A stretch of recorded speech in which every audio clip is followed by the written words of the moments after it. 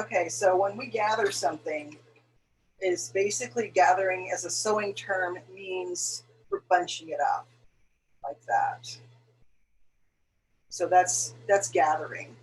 You will see that in a sleeve, in the top of your sleeve, even if it's just called ease, E-A-S-E.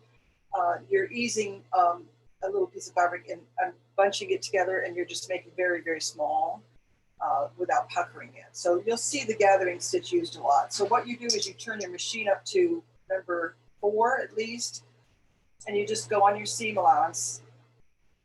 And I'm going to do 2 rows of a running stitch.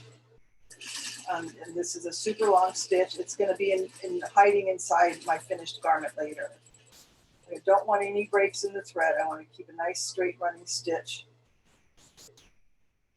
And I'm going to take that off, and I'm going to do that one more time. It's important you do 2 rows. And I'm going to do my second row right next to the first row, but now it's all on the inside of the seam, not inside of my garment. It's next to my first seam. So I'm just going to use the width of the foot as a guide, and I'm just going to go right along next to it. It usually ends up ending up being between the stitching line and the raw edge. And I want to leave these tails for sure. Don't cut those off. So I've done 2 rows of stitching. Now I want to gather it. So to make those guys bunch, and this is why we use a long stitch, because when we use the long stitch, it pulls out easier. So that can be a good thing sometimes. So I'm just taking the 2 top. You've got a bias down here. That's your bias. I mean, not bias. This is your bobbin threads down here. And then the top ones is my needle threads. Some people prefer to pull the bobbin threads. I don't really think it matters. On my machine, it likes to use the top thread. So I've got both pieces of the top threads, and I'm holding onto them firmly, and I'm pulling with my thumb and finger. If you need, if your fabric is super thick, use stronger thread. Even though you don't want it to show, you can always pull it out later, but the thread might break if you use it, if it's too thin. So what I'm doing is I'm only holding the top 2 pieces of thread, and I'm just grabbing and pulling. What's happening is this top thread is literally being pulled out of the work altogether, yet the bottom is staying in place. But you can see that I'm getting a nice gather is what I was really wanted here. And if I wanted to keep going, I would go all the way to the end. And if I don't want to completely lose what I've done, so I go to the other end, and I take both of those that I'm pulling on, which is the top stitches. I can pull from this end now, so that I don't have to pull this all the way down. So I want like more gathering, and I don't want to threaten to break my thread, so I can pull this in. So what I've done is I've caused bunching. So this is in lieu of pleating. So you can have pleating there on your mask, or you can have gathering.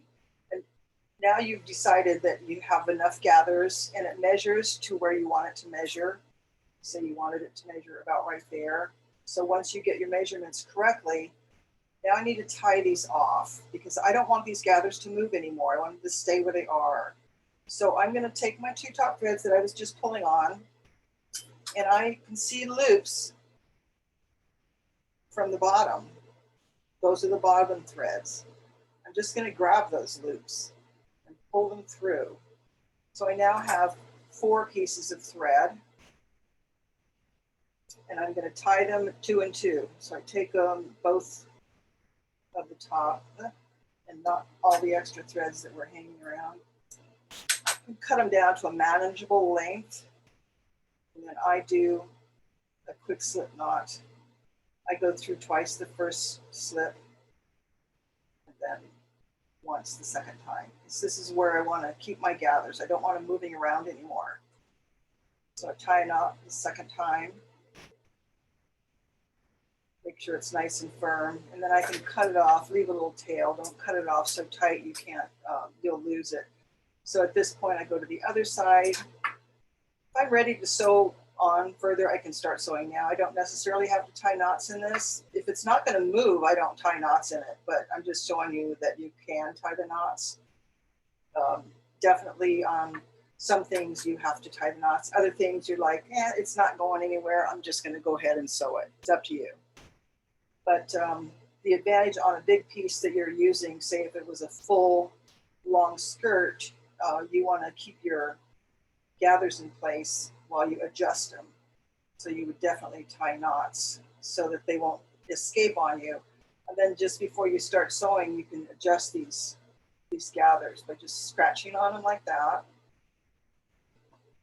So the reason we did 2 rows is because a single row doesn't, this offered me, because of 2 rows of sewing, offered me a very large flat sewing area for what I'm going to sew it onto. If I only did 1 row, it would stick up funny like this, and it would be very hard to get this to behave. It would just literally be like that. So the second row really holds that down in place so that you can manipulate it and get it in place. So that's what gathering is. Cool. We learned one thing. So we're going to have my mask is going to be a gathered and pleated mask.